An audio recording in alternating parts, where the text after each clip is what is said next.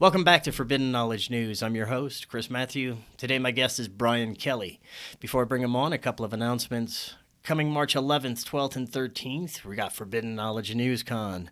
We're going to feature 8 presenters. It's going to be online with a Rokfin premium membership, and that means you can get the entire conference for only $10. Just sign up through that link in the description or go to rokfin.com/FKN Plus. You're going to get access to not only the conference, but all our premium content and all the content from every creator on Rokfin. You can always get new episodes free on Rokfin, Odysee, and all podcast platforms, limited on YouTube. And definitely check out the podcasts we feature on the Forbidden Knowledge Network. You get those on our website, forbiddenknowledge.news, and follow us on Facebook, Instagram, and Twitter. All those links are in the description. If you're reaching that gray hair stage in life like myself, check out C60 Purple Power.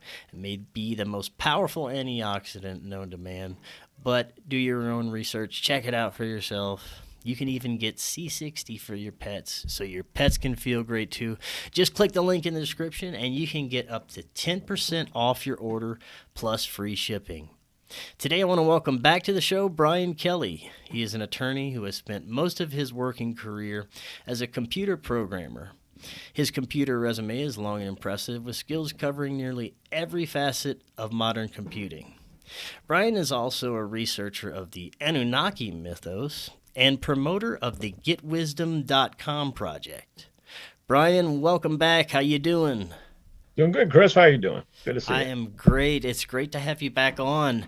It was a great show last time you were on. We discussed your research into the Anunnaki mythos, and we went down plenty of rabbit holes. And your research goes far beyond anything you hear about, like sources from Zecharia Sitchin, or even most modern translations of like Sumerian tablets. And with your work that you're doing with Get Wisdom, you guys are presenting fascinating insights and information into spirituality and our existence and our realms and how to navigate through it all. So it's very fascinating, and I want to go as deep as we can, not only further into these controllers, but how to break free and what this reality is all about behind what is being portrayed in the media and this false reality that we're sitting on top of.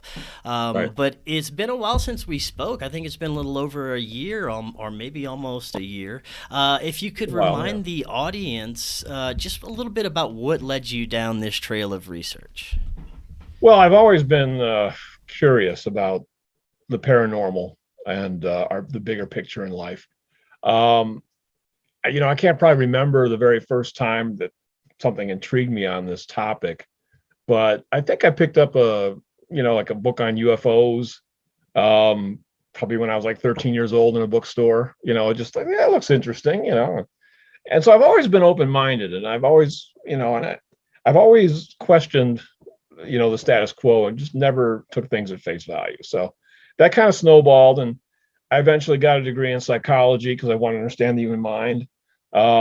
And really, I just went on a whole journey of personal research and discoveries for almost pretty much my entire adult life. And I'll be 60 this year. So, I started these explorations when I was a teenager, and I've been doing it all my entire life. So the research never stops. Like, I keep it going. That's Ultimately, excellent. I'm looking for a very cogent kind of concentrated way to wake people up, right? I mean, that's really, I've tried everything under the sun along the way. It's really hard, Oh, yeah. facts and figures and film clips and, just anything under the sun, try to weave together the reality that we have so that people can, say, hey, wait a minute, let me think outside the box and let me see what I can do, not just to wake up, but to help solve problems. That's really what waking up is all about, right? I mean, what's the point of waking up, right? We're all going to die. You're going to take with you, Christ said, store your treasures in heaven. Well, you assume that's good deeds or something like that, but how is waking up any better than helping a little old lady across the street, right? Well, it turns out from all the research I've done that waking up is critically important, because our collective fate as a species may rest on our waking up, And we hear the term waking up quite a bit now, throughout the internet landscape of all the podcasts that you're listening to, everything surrounding current politics, COVID, that you hear the term wake up, wake up. So there is this kind of cultural belief that a lot of people are asleep, right? For many different things, whether they're asleep about their own spirituality or about the reality of a cabal running the world, or child sex trafficking, or there's so many people that their reality doesn't conform to a lot of things that are leaking into their consciousness. And so waking up is trying to get your arms around all this, understand what's going on, and then if there is a way to start pushing back and fixing it, that is ultimately what I'm about, is bringing people a means by which they can make a real difference in this world, and not just bide their time and wait for, the coffin door to close. Right.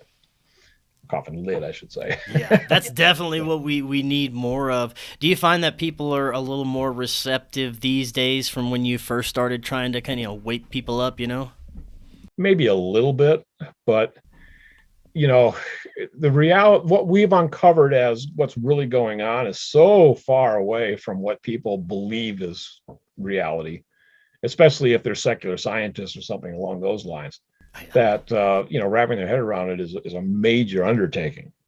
So I've been researching lately ways to try to help people to do that, right? So everybody says, well, this stuff can't be studied by science. That's not true. Okay. And I've got 2 books that I've been reading just in the last couple of months that shows otherwise. So one is Dr. Gary Schwartz. It's called The Afterlife Experiments. He wrote this book in the 90s. And what Dr. Schwartz did is he got together what he called the Michael Jordans of mediums, about a half dozen mediums that did it for a living and had a sterling reputation of being able to talk to the dead. Now, you can hire these mediums to talk to the deads that you care about and find out if grandma's still around and how she's doing up there, right? But they're rare. There's only one. We learned from Creator and Carl that there's only 1 in 50,000 people that have what are called profound psychic abilities, where they have clairvoyance, clairaudience, clairsentience, where they can see, feel, taste, touch, and get the whole 9 yards. Most everybody has a little bit of psychic ability. So you might be a little visual, you might be kinesthetic, you might be, auditory in terms of some impressions you get. But the superstars have it all. They have the full slate, right? But they're very rare. They're 1 in 50,000, and out of the 1 in 50,000, not all of those are practicing mediums that you can hire. So we're talking about a very rare amount of people. And the question you should ask, that everybody should ask, is, what makes these people so special, and why are they so rare? Well, let's translate that to other areas of life. Michael Jordan's rare, right? The guy that, the top of the NBA is superstar status, almost nobody else can match that. Very few people, a handful, certainly 1 in 50, probably less than 1 in 50,000, right? So rare people are all over the place. Another person of interest is is it Margot Hemingway? Yeah, I think it was Margot Hemingway. She was the redhead who starred in the series Taxi in the 70s. Mm-hmm. She has what's called photographic biographic memory. I think that's the term they use. Mm-hmm. She literally remembers everything from pretty much the day she was born. So you can ask her, what did you have for breakfast on March 2nd, 1983? And she can immediately tell you what she had for breakfast that day, and what she had for lunch, and what she had for dinner, and what phone calls she made, and what she did the entire day. And she can even tell you, what color the sweats that were in the laundry that she did that day. She remembers her entire life as if it was a film strip. Okay. That is an exceptionally rare capability. A handful of people have that ability. So there's nothing unusual about people with rare abilities per se. And people ordinarily accept rare abilities that are not like woo-woo stuff, right?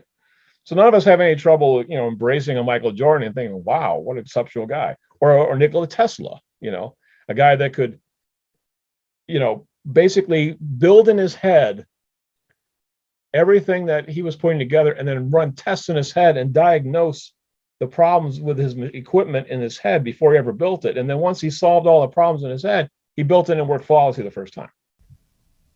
That's how we got all the inventions that Tesla was responsible for. And there's a whole bunch, including AC electricity. People accept that, right? Because Tesla did this stuff. Nobody disputes that. Right. And if you go back and read how he did it, that's the story you hear. You say, well, that's hard to believe that he actually did it that way. Okay, what's your dispute then? You're going to argue with the people that witnessed him and his own testimony about how he behaved? So the human mind is unbelievably expansive. The problem is that not every individual is unbelievably expansive. So there are exceptions, and in my opinion, if you want to try to understand reality, you should study the extraordinary, not the ordinary. But science embraces the ordinary and ignores the extraordinary. And so to the point that they say the extraordinary doesn't exist, or the extraordinary are frauds. Well, Michael Jordan's not a fraud, Nikola Tesla's not a fraud, but these mediums are frauds. The ones that say they can talk to the dead. Well, Gary Schwartz did experiments in the late 1990s where he tested all the assumptions. He brought these mediums together in a laboratory environment in the University of Arizona, and he set up all kinds of double-blind controls, and he brought in people that were going to sit, and he made sure that the mediums didn't even know who these people were. All right, they weren't allowed to talk to the people that they were doing the reading for. They couldn't hear their voice. All these controls, because the skeptics keep saying that this phenomenon is not real because the experiments are poorly conducted and there could be fraud. Nobody's done any checks for that, and they might have been able to tune into that person by the way they breathe. Just all kinds of crazy stuff, right? But this scientist, Gary Schwartz, took all these complaints seriously and set up experiments to put in place controls for all of that. Okay. And the bottom line is that the information that came through was validated by the people who heard it beyond chance. It's like 80% of the material that came through was accurate. And they put together controls, and I invite people to read this stuff. I can't give you the whole 9 years. It's a 400, 500 page book that goes over the details of all these experiments. But if you've ever been curious about whether there's life after death and whether the living people can talk to the dead, get this book, The Afterlife Experiment. You can buy a Kindle on Amazon. Okay, so there's unlimited copies. Put it on your phone. And when you get done with that book, if you're not absolutely convinced that there's life after death and that the dead survive death and survive it intact with memories and all that, like a particular example, not only did the dead say, hey, I'm fine and all that, but they'll say, I don't like what your sister's up to these days, and they'll have knowledge about what you're doing in your life, and maybe even say something like, I don't like what your sister's up to these days, and you don't know there's a problem with your sister. So after the reading, you get on the phone and you find out that, well, your sister's just been diagnosed with cancer. This is the kind of stuff that's coming through. Or they would say that, well, I have a cousin named Nick. Well, he goes, I don't have a cousin named Nick. And then sure enough, they'll do a research afterwards, and they'll find out that, Uncle Lou was called Nick when he was a kid or something. It's just things that the person who's actually getting the reading doesn't know is real, thinks it's not real. But then when they actually do research based on what the medium shares with them, it turns out to be true. It's so true, in fact, that basically it's a settled issue. All right. If you read these experiments, there's there's no reasonable way you can dismiss this as not reality. Okay. Right. Well, everything that we were fed through what we're perceived as reality from birth, I mean, is mostly false. From our Yeah. educational system Right. to our society to politics to even economics. Everything is false to a certain degree. History. Yeah. So we have to kind of decipher through our own kind of filters what's real and what's not. And it's most people aren't told that they're going to have to do that from an early age. Most people just go through life thinking this is the way it's supposed to be. And it's hard to get that shift in perception to see that, no, actually, you have to look at things upside down sometimes. And Right. maybe that might work better. So we living in a very strange upside down reality. And I want to go back to what you're saying for a second with the psychic abilities. Do you think that these abilities were once just something that was just a natural part of human ability that may have been stifled along Yes. the way? Yes. Yeah, So yeah. from what we've learned is that these abilities are our heritage. They're embedded in our DNA. Everybody has them. Everybody expresses them to some extent, actually, and I'll get to that in a second. But in terms of having the profound abilities, like those 1 in 50,000 I talk about, that's not happening because we have been tampered with. And we've been tampered with by a non-human race of beings that we talked about, the Anunnaki and all that. A long time ago, we've been genetically altered. And that works against us. So how did these handful of people escape the genetic alteration? Well, some of that could be just the luck of the draw, that certain genetic combinations, that the ETs didn't cover the entire gamut. There was some gaps at the end, some loose threads left behind genetically that enable these people to have some of these abilities. But it's not just that. We've learned that every one of these people that have the profound psychic abilities are on a divine mission. And so they have been perhaps granted some special dispensation, so to speak, some special assistance in terms of life planning and in terms of when they were born in the coming together of their body and their genetic type. Creator and the higher selves and all that can override what the ETs have done. They don't in most cases. So it takes an exceptional project, an exceptional need for them to do that. And the other reason they don't want to do that is because it's dangerous. People that have shown psychic abilities throughout the ages have met, they've been burned at the stake routinely, right? Which is not a good thing. I'm reminded of the second Ghostbusters movie. Yeah. With the Scoleri brothers, Yeah. in the courtroom scene, and just before that, the judge is going, I reach back to a pure form of justice and have you burned at the stake. So people that had these, psychic abilities that weren't uniformly shared were highly distrusted, and of course the powers that be didn't want anything to do with them either. So they were hunted down and treated very, very badly, tortured, killed, you name it. So it's probably good that there's not that many around. And thankfully, they fare better today than they have in the past.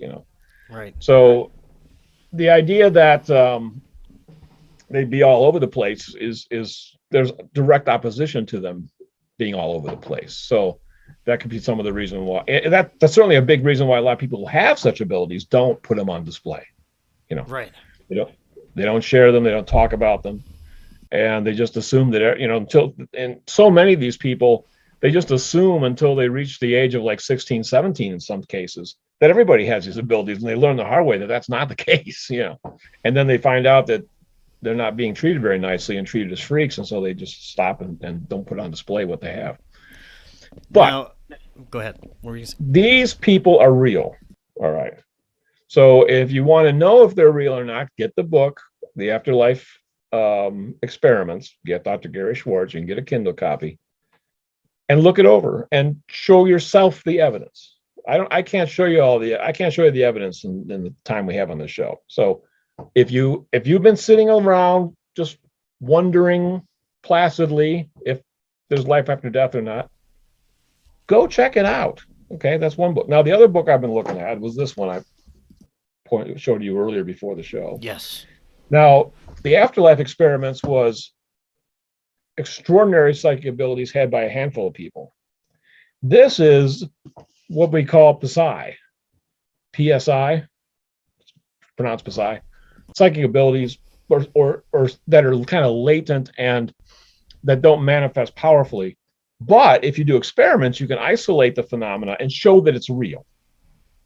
So everybody expresses telepathy, clairvoyance, kinesthetic impressions to some extent, and it's measurable by science. It's measurable, and it has been measured.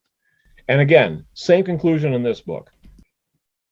Nobody's experimenting anymore to find out if these abilities are real or not.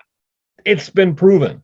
All right, you're wasting your time running an experiment that you're replicating of experiments that have been run for the last 150 years. They have been studying this stuff since the 1880s. And there's records at Duke University at the parapsychology lab run by J.B. Rhine from the 1920s up to the 1960s. All that data is still there. All those papers, all those studies, all those results are still there. The Yale University, Princeton University has run a bunch of studies on this. But the problem is that scientists don't talk to each other, do they? Oh, no. They don't talk to each other. No. Physicists don't talk to chemists. Chemists don't talk to botanists. Botanists don't talk to archaeologists. They're all in their silos. The same thing in this kind of truth community. Like ufologists don't talk to paranormal researchers. Paranormal researchers don't talk to, consciousness exploration. And I think that if we came together, maybe we would figure out collectively a little bit more about what's going on with this whole phenomenon. But you're right, they don't. Yeah, you have to be cross-disciplinarian, and I am. I study everything and trying to put together the whole enchilada, the whole pie, and what is all this psychic stuff have to do with aliens and UFOs, right? Well, it turns out it has everything to do with it. Because they have a much greater mastery of the paranormal. The aliens do. We've learned this, that in fact, all three alien species that we've talked about in the previous show, the Anunnaki, the Arcturians, and the reptilians, they're all telepathic. They talk to each other in their heads. They don't communicate verbally. They can, but it's not their preferred means of communication with each other, especially. Now, I want to talk a bit about the nature of our reality in general. But since you mentioned these entities, I do want to ask, I know we probably touched on this last time, are these beings in a physical state on a different planet, or is this a different dimensional type thing? Or no, these are realm? Physical beings in our physical reality. In our right? physical They're in reality. this galaxy, in the same time-space continuum as physical beings. Okay. That said, they survive death like we survive death. Like all living things survive death, actually. The consciousness persists. The energy doesn't, it can dissipate in some very special circumstances, but for the most part, a dog has consciousness that survives death. I mean, we all survive. So the aliens die. Might take them a very long time. They can grow, we said the Anunnaki can live up to 1 million years, and the Arcturians and the reptilians could live beyond 1,000 years. But when they do eventually die, and when they do, they become spirits. Now, the problem is that these spirits become problems in their own right. And just like here, where we have mediums that can talk to human dead, they have mediums that can talk to alien dead, the alien spirits. Oh man, that makes so much sense. Wow. So they unfortunately are not talking to the alien dead and asking alien grandma, if she's okay. Right. Because unfortunately, the aliens are loveless beings. We've established this. So they are utilizing the alien dead as weapons. They weaponize them. And is this what we would maybe account for demons? Is this what we would call demonic spirits or entities? Some of them might be mistaken for demons, but they're actually demons are another species. True demons are fallen angels. Okay, and they are a different species of consciousness. They were not designed to ever be physical. They are multidimensional intelligence of a different species. And what we're told is that they're not superior to humans in terms of the grand scheme of the universe.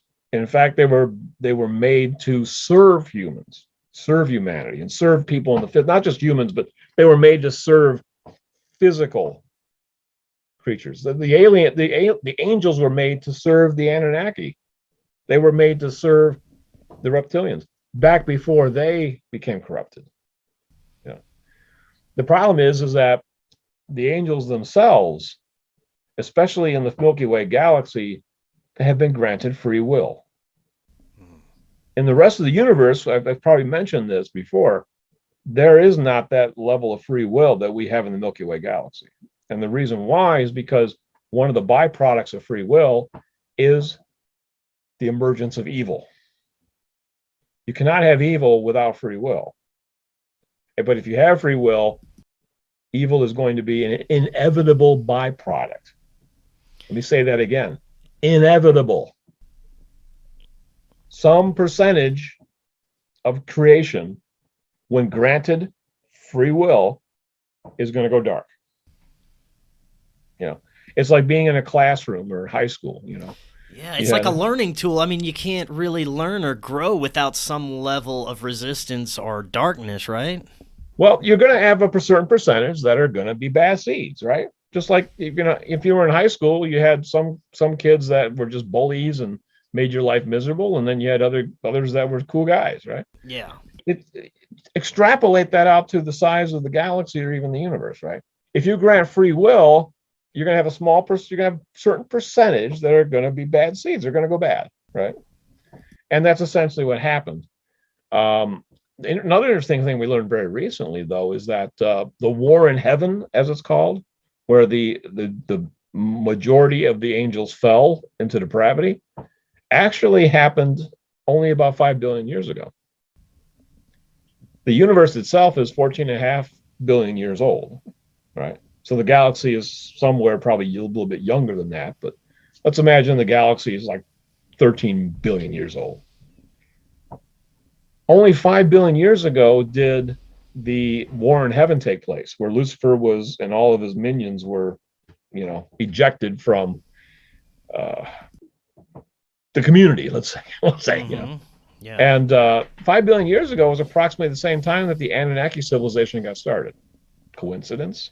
I don't think so. So wow, that is interesting. Yes, I thought so too when the answers came through. Yeah. Go ahead.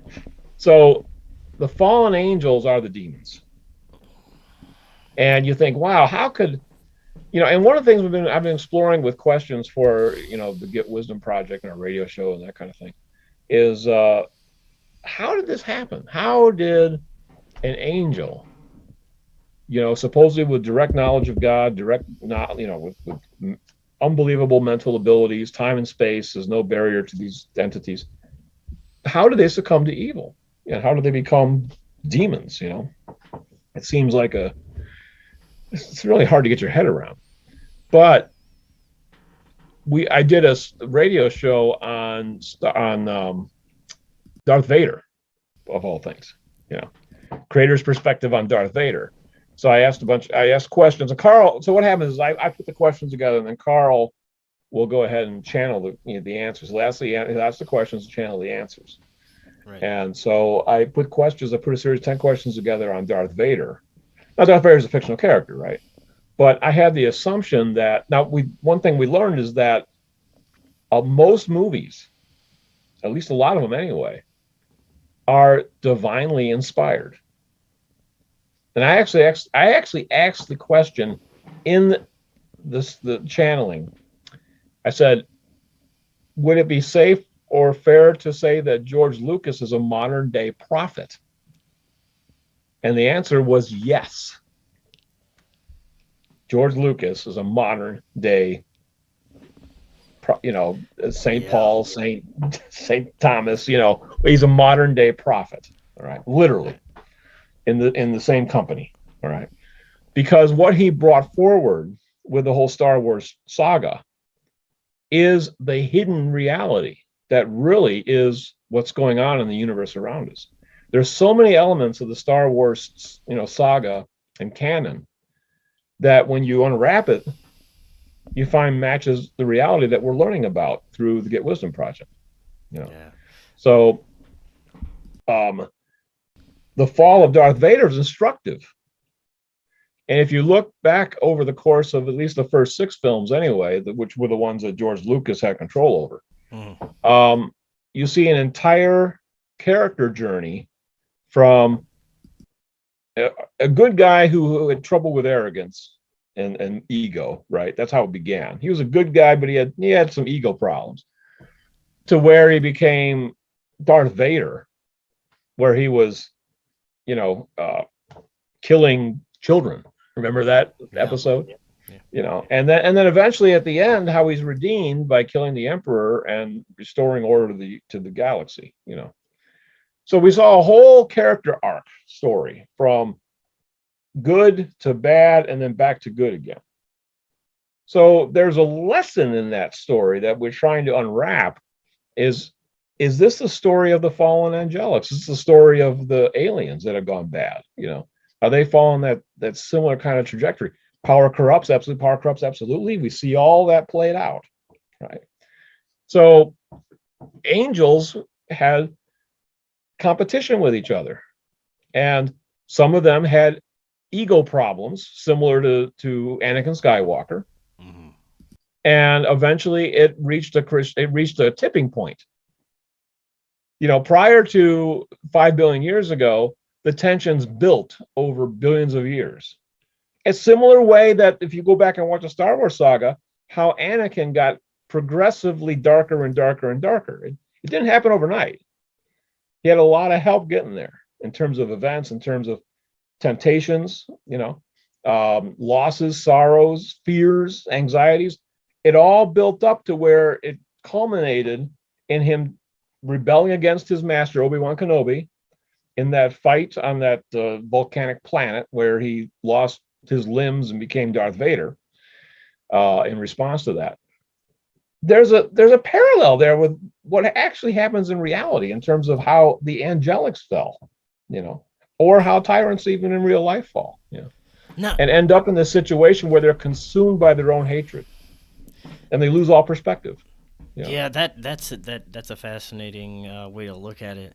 And I'm wondering do you think that this section of the Milky Way, like you were saying earlier, how that has some special properties, or even, specifically this planet Earth, is kind of a more desired or sought after area of space, or somewhere that's kind of special to these beings, someplace unlike anywhere else in the galaxy? It's not. Earth is special, but not that special. So, Gotcha. there is a wormhole nearby, believe it or not. And if we think back to Star Trek: Deep Space Nine, remember there was a wormhole associated with the Deep Space Nine space station. Right.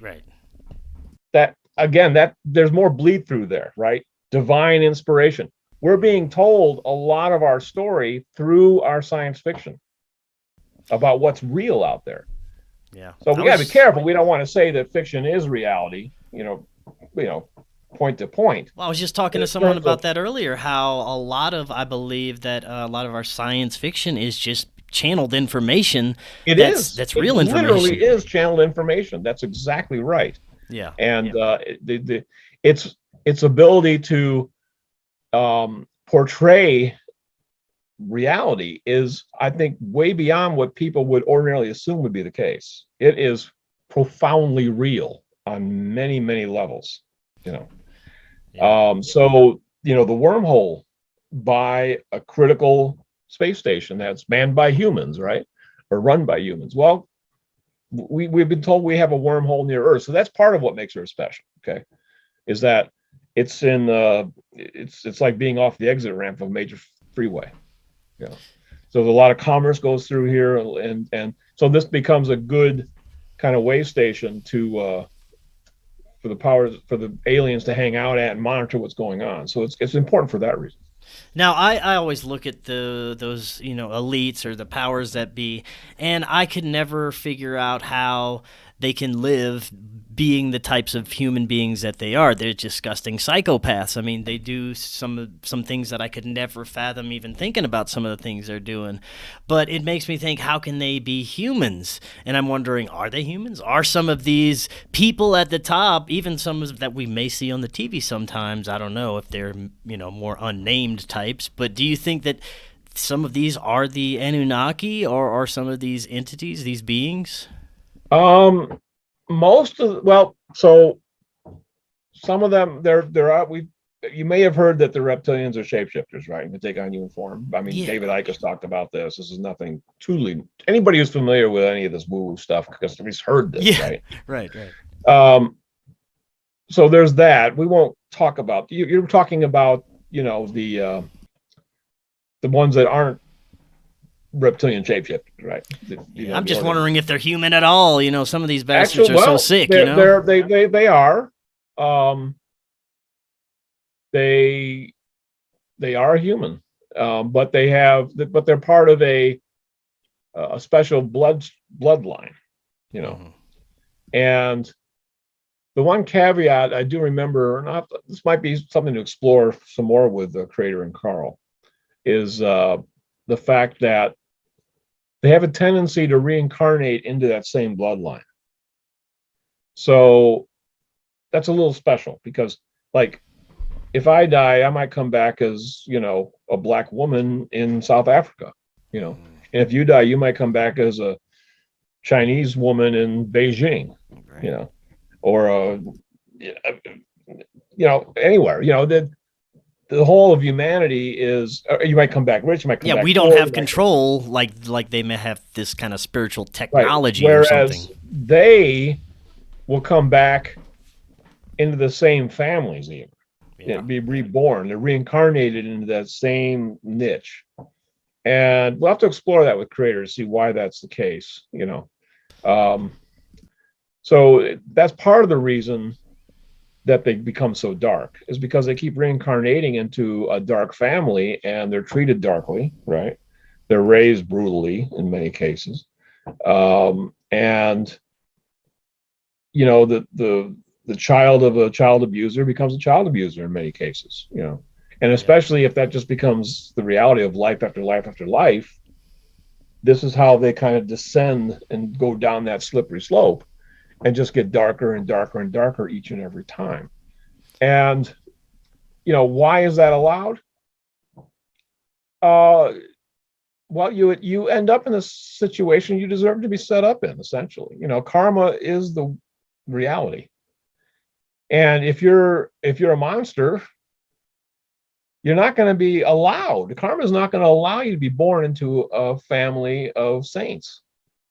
You don't deserve it. So that's not to say that occasionally, that's the other thing, is that when you're born into a life, it's planned for everybody, right? There's no such thing as chance or accident when it comes to birth. Everything is planned out. You select your parents, you select your siblings. There is a consensus that's arrived at, and everybody's in agreement that this is going to be our family. All right. Now, things can change. There can be unexpected events along the way, and there can be adjustments made. But for the most part, people have plans, and when they are born, there's no unplanned for children. There's no accidents in the divine in terms of how God runs everything. So the people that are born into these elite families are just reborn into them time and time again, and that's how they get darker and darker and darker. Now, our dilemma is, how do we arrest this? How do we stop this slide into evil? Because what happens is that eventually evil corrupts everything like a cancer. And then what does cancer do in the end? It kills you, right? Yeah. Game over. So if evil gets the upper hand and wins the day, you know, if Darth Vader, if the Emperor won and was able to wipe out the rebellion and get full control of the galaxy in the Star Wars saga, it had been game over, right? I mean, destroy all the Jedi, destroy any chance of reconciliation, and it's game over. Well, that's the reality that community creators talked about. In the past, in previous universes, evil won, the Emperor won. And when that's the case, there's nobody left to save them. Because God's plan is that the good people have to save the bad people. The good spirits have to save the bad spirits, essentially. Because this is a free will galaxy. And the rules that were set up was, this is your playground, you work it out. You have the problem of evil, you need to resolve it somehow, some way. And I'm here to help, but guess what? You got to ask for it. Because at the end of the day, what Creator is after is what I call self-managing beings. So that you can stand on your own and be trusted with responsibility and with power. So that we can throw away that old line that absolute power corrupts absolutely. Instead, we should have beings that can handle power wisely. This is why our project's called Get Wisdom, right? You need to be able to handle the power wisely. That is ultimately the grand goal. Because Creator wants to expand the reach of the universe. Right now, the rest of the universe is on a short leash. Karma is almost instantaneous throughout the rest of the universe. We're told. Okay, we're not making this stuff up. We're being told this stuff. So Creator wants to take the leash off. You know, people that are upset at God, going, how can a God allow all this evil? It's terrible. There must not be a God. In fact, most atheists, I really believe this, most atheists are not really atheists.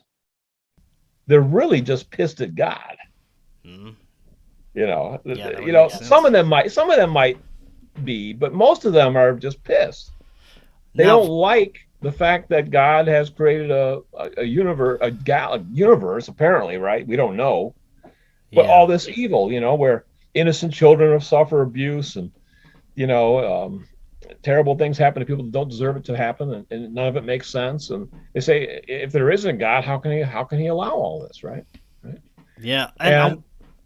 Go ahead. Well, I want to catch the audience up before we get too far talking about Source and Carl, because if they've missed our other episodes, they don't know what we're talking about. Just to catch up the audience briefly, Carl Molazan is a channeler who is able to channel and speak with Source or God itself, right? Right. Yes. That is the big claim, right? Yes. Yes, and you've done plenty of work with Carl, and that's the whole idea behind Get Wisdom, right, is getting this wisdom from Source himself, right? Yes, and it's really just guidance.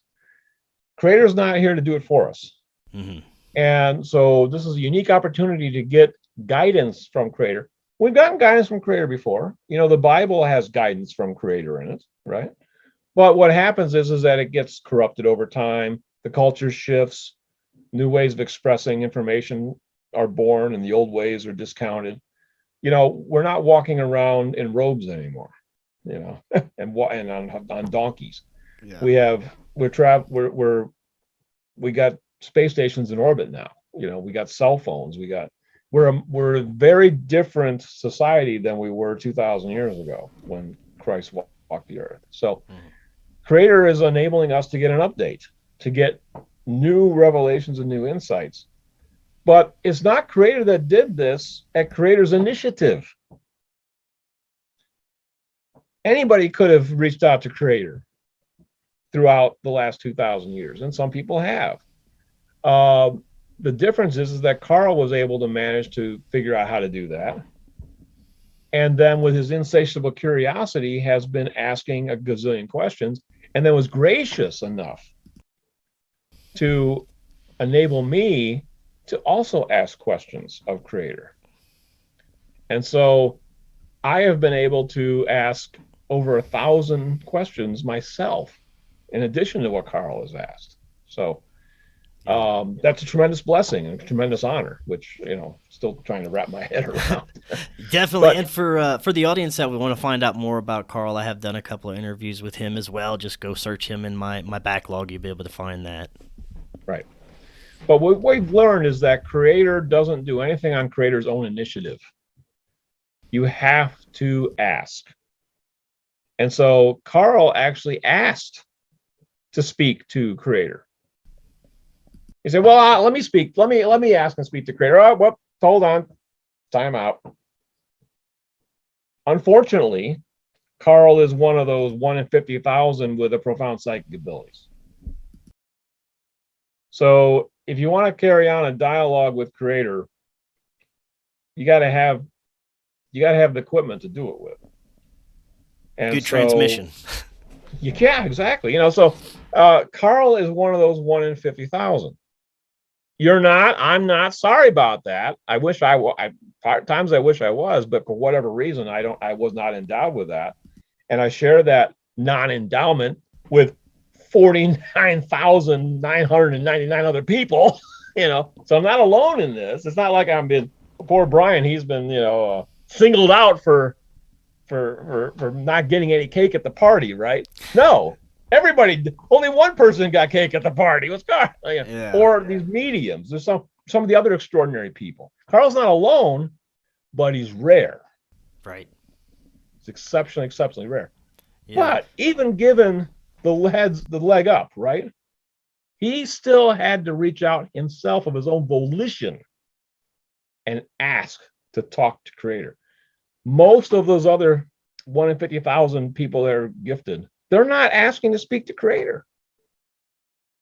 Many of them aren't even using the abilities. And the ones that are maybe doing, a particular discipline that they've turned into a living, and they're not looking at the big picture. They're like, instead of being a generalist where they're looking at all of science, they're a botanist, and that's it. That's all they look at is plants. They don't look at chemistry, and they don't look at astrophysics.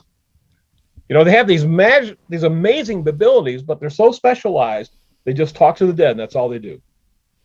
And they take clients every day, and they do a wonderful service because they really help bring peace to people who need to know that there's life after death and their loved ones are okay, and and so it's a real service that they're doing, and they're earning good karma for doing it. Yeah. But they're not bringing down the greater truths of who we are, where we came from, why we're here, and where we're going. And Carl is really the only one that we know that's doing that, and it's because he chose to do that. But he needed the abilities in order to make that connection. But we have learned, and this is what I'm going to bring this down to everybody's level. All right, we're told that Carl was a particular personality in a past life in middle 1800s in France. Guy by the name of Allan Kardec. You ever heard that name? I have not. Okay. Allan Kardec wrote 5 books and founded essentially Spiritism is what it's called. Now, at the time, there was also the spiritualists, spiritualism. So there's spiritist and spiritualism, and they're kissing cousins, so to speak. They're very similar. Yeah. But the spiritualists were doing seances in New York City, and mediums and a lot of this stuff. So a lot of what Dr. Gary Schwartz studied was like hip and new back in the late 1800s, early 1900s, and it was all the rage. It was a big fad and fashion back then. And then it kind of, when it receded into the background, it kind of got forgotten about. But it was a big thing back in the 1800s and early 1900s. this idea of having seances and tipping tables and hearing spirit voices and seances and just all this stuff, So Allan Kardec did not have psychic abilities. Carl Mollison does. And Carl Mollison is the reincarnation of Allan Kardec. But when he was Allan Kardec, he did not have psychic abilities. But what he did was he studied mediums and people who did have psychic abilities. Okay. And he ended up writing five books that that are main topics. And you can look up Allan Kardec and you can find these books. Okay. Yeah. There are, now just to give you an idea, Britain and Portugal are the hot spots for spiritists. In fact, most of Brazil, Allan Kardec is one of the most important people in Brazil right now in terms of people knowing about it and following his writings and work. Spiritists there's as many spiritists in the world as there are Jews. It's actually huge. People don't know about this. But how much news do you get from Portugal or Brazil, Chris? So you don't know about it, right? And the funny thing about Brazilians, is that if you go to Europe, most people speak English over there now, right? So if they have any education at all, they're speaking English. If you go to Russia, I don't know about most, but certainly a huge percentage of the population speaks English. If you go to China, a big percentage speaks English. You know who doesn't speak English? Brazilians don't speak English. Yeah. Oh, that's one of the reasons why we don't hear much from them, because they're not on the internet interacting with anybody because they don't speak English. At least most of them don't anyway. Yeah. So they're kind of in their own bubble. They're in their own little world. It just so happens that bubble is a spiritist bubble and has all this stuff from Allan Kardec. So there's a huge, number of people that are following it, as many as there are Jews, basically. The Jewish religion is like number 9 in size, and the spiritists are number 10. And it's only a few 100,000 people. A few 100,000 separates the numbers. So, a religion as big as Judaism and you never heard about, it's crazy. It's absolutely insane. Yeah. But it's nevertheless true. And I would invite anybody out there who's at least a bit curious, check out Spiritist and check out Allan Kardec. Okay. So for the work that Allan Kardec did in his life, the divine realm creator decided to gift him with psychic abilities in this life. So that might give you a little bit of insight why Carl is one of the 1 in 50,000 this time around when he was not the last time around. Man, that is so interesting. Well, I want to talk about the afterlife while we're kind of in this realm and get your thoughts on what's been channeled through Carl about it. And do you think that, first of all, is reincarnation a definite? Are we reincarnated as humans every time? And do we do we get a choice to come back, or is there no choice? It's a good question. I have, that might be something I might even, put some questions together and explore with Carl and creator myself. Because some say we have a life review, we have the choice to go here, we do this, or we do, we very much do. I suppose theoretically the answer would probably be that you're not forced to come back, okay? But the reality is that everybody chooses to come back, so that it may not seem like you would do that because you're thinking, God, my life sucks, I don't want to come back, but we're told that when you get up there, when you get back to the light, that you have a very different perspective, because then you see the big picture. All right. And so theoretically, while you might not choose to come back, in reality, everybody at some point chooses to come back because they know there's work to be done. There's a purpose for all this. There's a reason for all this. This is not just fun and games. There's a project underway, a divine level project, a creator-led project. We want to go somewhere with our conscious development. We want to expand the universe and the capabilities for all of creation. We want to give it more freedom, right? That is really the goal, is to take away the short leash that karma has everybody on right now throughout the rest of the universe. Only in this galaxy is there a delay between creating, pain and then having it come back around to you. Because it might be a future life before it comes back around to you. In the rest of the universe, we're told that is not the way it works. Basically, you feel somebody else's pain almost immediately when you hurt them. And so everybody's on their best behavior because nobody wants to suffer. Right. But here, because there's a disconnect between harming somebody and having that karma revisited on you, you think you can get away with it. Right? I mean, and we see that, right? We see people that cheat and steal and lie, and they have riches and wealth, and they stay out of jail, and they're lauded and celebrated even, and then they die in their sleep. And you think, where's karma for that? And it's a valid question, and one that I had myself for the longest time. It's like, well, that doesn't seem like there's a karma working in regards to that. And then you think, oh, well, he'll come back in a future life, and he'll be on the receiving end. And then you go, oh, that sounds good, but where's the proof, right?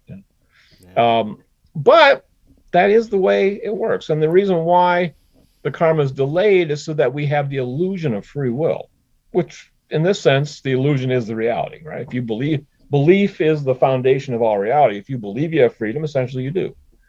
So we're in an environment where karma is delayed. And so that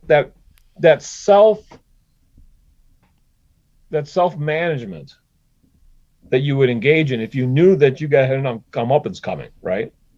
I mean, why do we, not drive around at 100 miles an hour all the time? Because we know the comeuppance we're going to get if we get caught. And if we drive around at 100 miles an hour every day, you can probably count on one hand the number of days you're going to get away with that before you've been caught, right? Yeah. So I think that is a good analogy to look at in terms of karma and the greater universe. In the rest of the universe, if you try to drive 100 miles an hour every day, you're not going to be able to do that for very long before you're caught. Right. But here you can, because there's no cop on the side of the road that's going to come after you. Well, we look at everything that's happening right now on a global scale. I mean, it's a fascinating times, but it's also terrifying times that we're living in right now. And you mentioned that the creator has a project, basically, that he's working on. What is this project? And does it have to do with kind of cleaning things up and making things a little better for us, or Well, the project is actually having us clean ourselves up. Yes, I should have said. We need to be self-managing beings. Yeah. All right. So we need to have responsibility, and we have to have wisdom.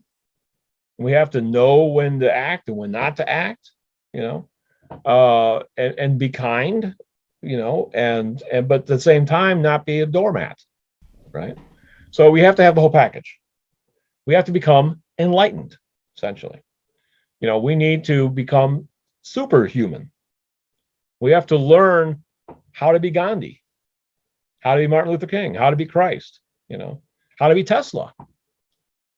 All of these beings are our role models that we should begin to think about aspiring to. Now, this is expanding people's minds so they explode, probably. It's like, what are you talking about? I'm worried about what I'm going to have for dinner, and you're talking about being Gandhi, People aren't even thinking about life after death.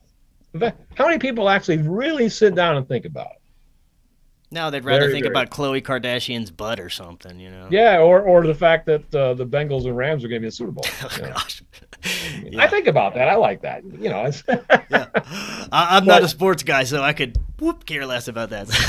But I have guys I grew up with. I have a thread on my phone. A text thread, and it just rolls every day with like 50 texts of this little group that I was part of growing up. We're still friends, and we'll get together for dinner sometimes. And it's like just talk about football and college football, professional football, basketball. And it's like, there was a time when I was interested in all that, but I've moved on from that. Yeah, right. Yeah, but I retain a little bit of interest, just enough that maybe something really outstanding. Sometimes you got to check out and have a little, Yeah, just a little bit, but nonsense time. not But, the indulge. I don't have time. Right. I don't have time to indulge like they do anymore because I am pursuing a bigger goal. Yep. And that is to figure out who we are, where we're going, and how we can get there. Now, and I think that's a problem with the world. Not enough people are doing that. Sorry to interrupt, but you're right. No, very few, very, very few. So if I can do anything, people, go check out Dr. Gary Schwartz's book, The Afterlife Experiments. And then you can get Dr. Radin's book, The Unconscious Universe. All right, you can get these on Kindle. And they can be a little dry. They're written by scientists, As much as we laud scientists, right? Oh, I trust the scientists. But they don't, part of the reason they don't read the science is because it's like, it's hard, Well, modern science is becoming a strange cult. And if you don't follow it blindly, you're a danger to society now, Yeah, exactly. Well, you're not even following it. You're just following the idea of following science, because you're not looking at the science. You want to look at the science? Here's some science for you. Yeah. All right. Get this book. Get The Afterlife Experiments by Dr. Gary Schwartz. That is science that will show you that these abilities are real. And the profound abilities are rare. They're 1 in 50,000. But everybody has abilities to some extent. That's what this book demonstrates. Beyond chance, demonstrated, proven in experiments that if you do, say, going back to Ghostbusters, the first Ghostbusters. Remember Professor Venkman, is doing the card thing and doing the shocks, That's a real deck of cards that you can actually buy for doing what they call telepathy experiments. And they've done hundreds of thousands of trials for the last 150 years on this. And they've demonstrated that people can pick cards out greater than chance, which means there's a real ability there. Now, very few people are going to be able to do 100%. They've had people do that, by the way. There have been a handful that have just nailed every single card. But they're the hyper rare. But most people are going to perform above chance, above random distribution. And that's going to tell you that there's something interesting going on there. We all have, so it's not that we don't have psychic abilities. We have low level. They're not profound, They're subtle psychic abilities most of us have, Yeah. But the idea is to get your head beyond this idea that we are just a meat sack, and then when we're dead, that's it. All right. Your consciousness pre-existed your birth here in this body. It is beyond the body in terms of its connections to the greater universe, and it's going to survive death of the body. And science has proven that. Just go look at the science. These two guys, Dr. Raven and Dr. Gary Schwartz, are scientists, and they put it all together for you, and they've left nothing to chance. Yeah. Right on. You'll have no doubts if you go look at that material. Yeah. So once you've learned and come to grips with the fact that it's not over when you die, the next question is, what are you going to do now? What are you going to do with this information? Yep, right on. That's a great question. And I want to end on this, that where we're headed as a planet, as humans, there's some belief based on astrology and prophecy that we are actually headed to better times, that we may actually kind of overcome a lot of the darkness that we're seeing now and maybe entering a better age. I'd like to get your thoughts on it, and maybe based on some things that Carl has channeled, if we might be looking at a little better future. Well, I got good news and I got bad news. The bad news is that right now, if nothing changes, we're toast. All right, we're going down a bad road right now. The good news is that we're not powerless to stop it. The thing we need to do is we need to partner with Creator. We need to partner with the angels. We need to partner with the divine realm. We need to partner with heaven or whatever we return to in terms of the light when we die, we need to partner with them to solve the problem of evil. Now, how do you partner?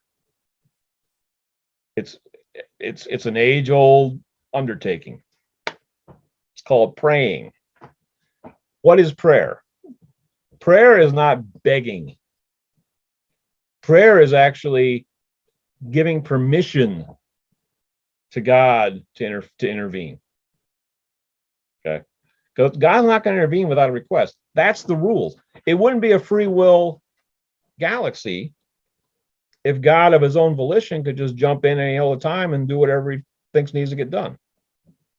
It's free will because we decide what gets done, when it gets done, how it gets done. Okay? And if God took that responsibility away from us, we wouldn't be in a free will galaxy. So in order to fix the problems, we have to give instructions to God to do it. We have to tell God what to do. In some cases, even how to do it, what to do, when to do it, Yes, we have to be that detailed. This is what we've learned through the Get Wisdom Project, is that prayer has to be precise. It has to be detailed. And you have to tell God exactly what you want and to the extent that you want it done. So if you want the aliens healed, you have to ask for that. God, heal the aliens. If you don't say God heal the aliens, God's not going to heal the aliens. So we have to get people praying. And you have to learn about it. Get Wisdom is all about prayer. All right, essentially. The Lightworker Healing Protocol has now become a 50-minute long prayer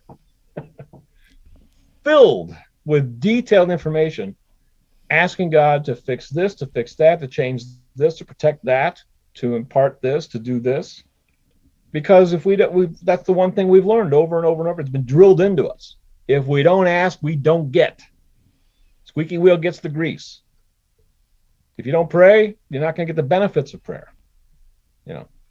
So check out getwisdom.com. You can get our empowered prayer book at getwisdom.com/prayer. And you can get a download on the Lightworker Healing Protocol, getwisdom.com/LHP, getwisdom.com/LHP.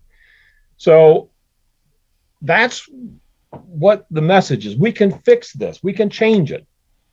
We can save humanity. We can save the galaxy. But we have to pray for it. And we're told that the reason we're going to be able to have a chance at succeeding where nobody else has is because nobody's done this before. It's just that simple. In some ways, it's that insane, but it's also that simple. That the bottom line is that nobody has even known how to pray effectively to get the results that we really, really, really want. If we're not specific in what we want, we're not going to get it. So something like the Hail Mary is a wonderful prayer.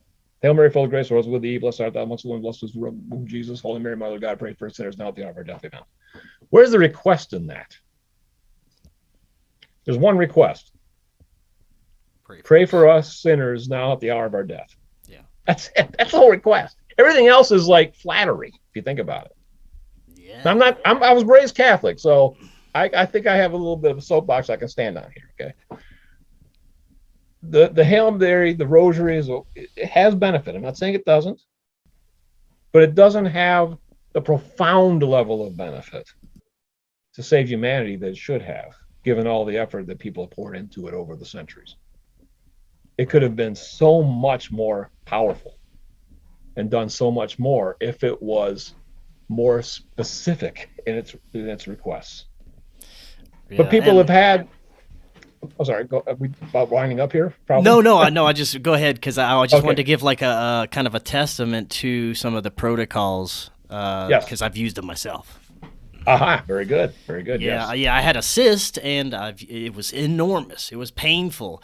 And through the protocols, I wholeheartedly believe, because it melted away within days, a couple of days of using them, and it was completely gone. And usually I'd have to get surgery to remove these dang things, and it just kind of melted down into nothing, and now there's nothing there. And it was very profound, what happened just from using these. So, Oh, yeah. I myself can testify that this stuff works. Absolutely. And Carl's all about healing. That's his focus. I came to this project probably more like you, and just wanting to know the big picture, wanting to unravel all these mysteries. Carl, while he's curious about all this stuff, is far more interested in healing. He's really interested in helping people feel better and overcome their individual problems. And he even says that I got dragged into this big cosmic drama against his will, essentially. He just wanted to be a simple healer. He just wanted to help people feel better at the end of the day. Yeah. But then once he got into it, he found out that a lot of people's problems are actually caused by these guys. Yes. They're actually causing the problems. We talked about the extraterrestrial spirits that are running around. They're actually causing the fallen angelics, the fallen demons. They're causing a lot of people's problems. And I'm even something like mass shootings. If you go back and research, a lot of the people have been arrested for doing mass shootings if they didn't kill themselves in the process. A common theme is that they say they hear voices instructing them to kill people. Right. Where do these voices come from? Mm-hmm. All right. We're back to the 1 in 50,000 again, because not everybody hears voices. Mm-hmm. It's a relatively rare subset of the population that hears voices. I was just talking to somebody the other day about how mental illness could possibly be something else that we don't understand, yes. Some kind of channeling. A lot of mental illness is interactions with dark spirits. And everybody has, at least most people have problems with dark spirits right now. We've learned that 9 out of 10 people have onboard spirit attachments. I think I mentioned this before in a previous show, but yeah, that's a lot. That in the Bible, Jesus came across Mary Magdalene and then did an exorcism on her and got the demons out. And then they were sent off a cliff and destroyed or something like that. They're put into a goat and the goat was chased off the cliff or something. I forget the exact details. But how many spirits did Christ evict out of Mary Magdalene? 7. Why 7? How many chakras do we have? 7. We have 7 chakras. These spirits attach at our chakras. And they suck life force energy away from us. In fact, they need to be attached in order to survive because they've been cut off from the divine lifeline. And so they need to attach to us to suck our energy off. But why only 9 out of 10? Why not 10 out of 10, right? The reason why is because only 10% of the population are stress-free, are anxiety-free. See, you have to be of calm mind and basically a stress-free person for the most part in order to have natural immunity to these demons. If you're stressed out and you're anxious or you're angry or you're upset or you're jealous or you're having issues, well, that energy is what they steal from you. Yes. See, the positive energy is too high a wavelength for them to absorb. So they have to drop the frequency of the energy down to a lower frequency, and then they can absorb that. And they need to absorb that to survive. Otherwise, their consciousness, poof, dissipates. Man, that's so death. Fascinating. Yeah, that's death. Christ said that the wages of sin is death. Christ meant death of the soul, death of the spirit, not death of the physical body. So the wages of sin is death, but only if you become just totally evil to the core. That's not your garden variety, thoughtlessness that's going to get you in that kind of trouble. You have to be Darth Vader level E. Okay. Yeah. To be in danger of losing your soul. But the fallen angels have essentially been cut off. And if they don't steal the energy from living beings, they will perish. And you think, well, God, why does God allow that? That's terrible, right? Well, they still have a second chance. We can still save the fallen angels, believe it or not. We can ask God to help them and give them a path forward. And God will do that because we asked for it. So that's why they're still around, is because God knows they still have a chance to be saved. Man, but if we don't do it, they won't be. That's interesting. I've heard this very same thing from a few different people who are kind of looking around the same avenues, and it's very interesting to think that these entities, which we'd consider horrific and demonic, still have a chance at redemption, just like the most horrific or demonic person on this planet. So that's that's a thing about hope and what I think Source and Creator represents. And like I said earlier, I think a lot of the evil, if it wasn't here, we wouldn't learn to be the better souls that we are. And I don't know, do you think that we could, to close out on, do you think that we could exist without evil at all? Do you think that pure light and love is a possibility? Yes. In fact, the rest of the universe already does. The problem is that everybody's on their best behavior because karma is relatively instantaneous. And so while it's a paradise, you've heard of island fever, right? You go to Hawaii. And, yeah.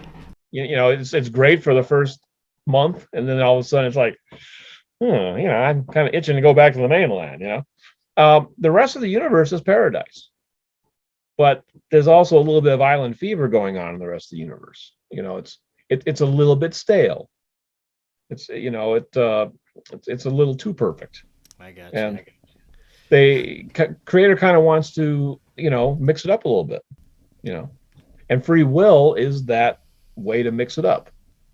But the problem is that what I said earlier, right? Evil is an unavoidable byproduct of the granting of free will. Unavoidable. That means that we have to have a game plan to cope with it. We have to have if we're going to allow free will throughout the rest of the universe, which is what Creator wants to have happen at some point in the future, right? Then we have to have a fire department. Because evil's like a fire. It's going to be a constant danger. It's always going to be there as a problem that needs to be solved, just like fire is a problem for everybody. But we've solved that problem by having a fire department to make sure that the fire department come put the fire out before it burns all of Chicago down like the Chicago fire did. We have to have evil be in check and not get carried away like it has in this galaxy. So we're developing that. That's what we're trying to do, is develop the strategy to control and keep evil in check. And then once we succeed in doing that, then we can open the floodgates of free will for the rest of the universe. Right. Oh man, I love discussions. I love discussions like this. It gets me looking at things a different way, and I really hope the audience can get a different perception on things as well, especially if they haven't been able to look at these types of things before, because this is very profound stuff. And like you said earlier, looking at things besides, going to work and coming home and eating your food and just watching your mindless television, actually trying to find out who we are, why we're here, what is this reality all about? That's what's important to me. And I think, if more people would find that more important, we might be in a better state globally, but you can't win them all. But you gave us the website, getwisdom.com. Getwisdom.com. Do you guys have a YouTube or any other social media that people can look for? Yeah, they can just search for Get Wisdom channel on YouTube. There's some videos out there. We have a lot of videos that we serve through getwisdom.com. We have our own video server. Oh, great. And so go to getwisdom.com. To access most of the content, though, you do need to sign up to be a participant member. It's free. It doesn't cost anything, but we would like to have your email address. And a lot of people are hesitant about giving their email. We understand that, but we're trying to build a community. And so, we need people to interact, and things cost, it costs money to run servers and stuff too. So we're trying to build a community and have some people participate. So we'd like to have your email address for you to be able to partake of 90% of the content that's on the site. But there's plenty of stuff that's free. Like we have our Get Wisdom database, getwisdom.com/db, getwisdom.com/db. And there's thousands of questions in our database, and it's free. You don't have to join as a member. You can go research this, and there's enough for you to research. You'll be busy for months. Okay. So you don't need access to all the videos and all the other accoutrements, the webinars and all that. They're great. But even if you don't want to give us your email address, you can still go to getwisdom.com/db, and you can partake of our database and look at thousands of questions that Carl has asked and the answers that go to those questions. So we're not shutting you out. Okay, we're giving an awful lot away for free, absolutely for free. And I'm calling free, not even giving your email address, just going straight to the server and reading up what you can find there. Yeah, and I've used like I said, the protocols for healing myself, and I think I used a lot of the free material to gain access to the knowledge that I used. But it's well worth it. I mean, it's profound information, and I testify myself to it. It works. It worked for me, but I think the key is believing in it, and I think you'd agree with that. Yes, and part of the conversation that I attempted to undertake today with you, Chris, is if you're having trouble believing, that you can get help with that. Okay. There's information to help you take the next step and convince you. And getting a book like this is to help with your belief quotient. Right. Help you believe, right? Because if science proved it, it's going to be easier for you to believe, right? If you believe there's a spirit, it's easier. If you believe there's spirit, it's easier to believe in the existence of the great spirit. See, if you're an atheist and you think that everything is just lights out when you're gone, it's going to be hard to believe in God, right? But if you can make the leap and understand that spirit is beyond the physical world, and you can look at the evidence that we are spirits and that we survive death, that could act as a stepping stone to the next level, which is asking about a great spirit and speculating about God and whether God exists or not. So you don't have to stop where you're at. Even if you have trouble believing, there are steps you can take to still explore and perhaps get new profound insights that will help you believe. Right. Well said. Brian, thank you so much. I could talk to you all day about this stuff, but we'll definitely have to have you back on in the future. We'll get even deeper next time. So thank you for joining us. And until next time, everyone, have an excellent evening, and we will be talking again tomorrow. Go to getwisdom.com. Check that out. Thanks, Chris. Take care, everybody.